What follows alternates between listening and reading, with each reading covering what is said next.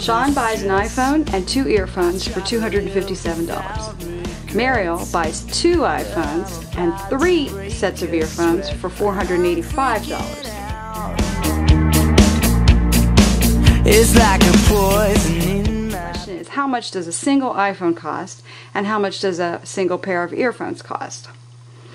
Alright, now you might not think you'd be able to do this, but you're given enough information. You're given 2 separate combinations, Sean's combination and Mariel's combination, and you have 2 unknowns, the cost of the iPhone and the cost of the earphones. So 2 separate facts, 2 separate unknowns. You can solve a system to find this.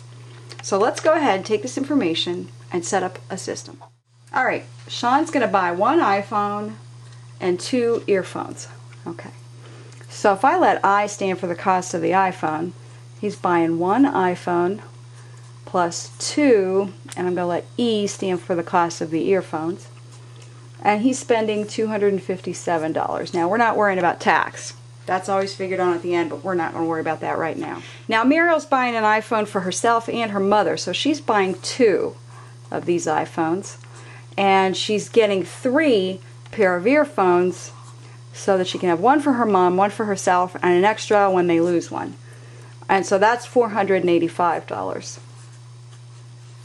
Okay? Alright, so we take a look at this situation, and you can see that substitution doesn't become quite apparent here because we don't have either one solved for a single variable in terms of the other. These are both in what we call standard form, where the variables are all on the left set equal to a constant. Alright, but here is the next method. You take a look at what you have, the linear combinations that you have, and you say to yourself, is there a way that I could use the addition property of equality and get one of these variables to drop out? Well, let's see here. I see a 2i and I see a 1i. If this was a negative 2i, I could add these and the i's would drop out. So, is there a way to turn this into a negative 2i? Well, yes there is. Algebraically, all I have to do is multiply this entire equation the whole way through on both sides by the same number. And multiplying by a negative 2 will change that to a negative 2i. So that's what we're going to do. We're going to multiply both sides by negative 2. And then we'll get a slightly altered system. So I'm going to put a little dotted line here, and I'll rewrite the slightly altered system. Okay, the first equation is then going to become negative 2 times 1i, which would be negative 2i, plus negative 2 times 2i would be negative 4e, excuse me, I said I, e. And then here, negative 2 times 257 is negative 514. Okay, so there is Sean's altered equation, and now let's just rewrite Mariel's equation underneath Sean's. Okay. So algebraically, everything's legit. We haven't done anything illegally.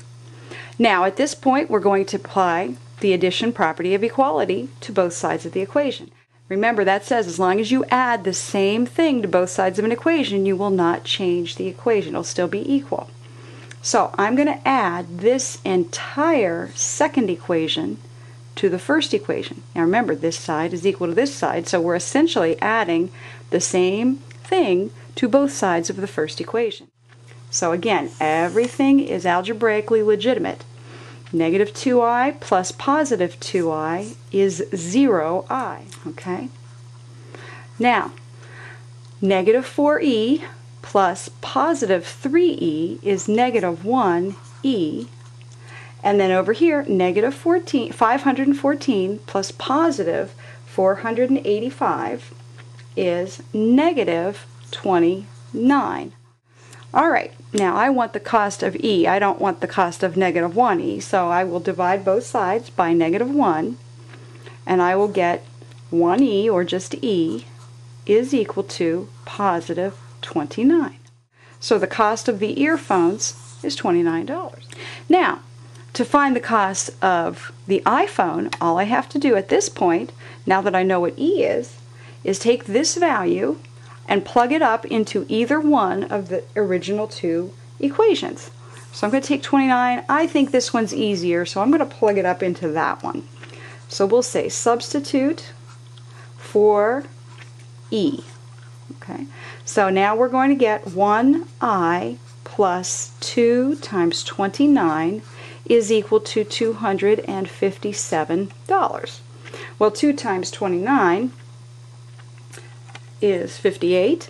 So we're looking at 1I plus 58 is equal to 257. We subtract both from both sides. We subtract the 58 that was spent on the earphones, and we will be left with the cost of the single iPhone, which is $199. Okay, so the iPhone's $199, the earphones are $29. Okay, so let's see.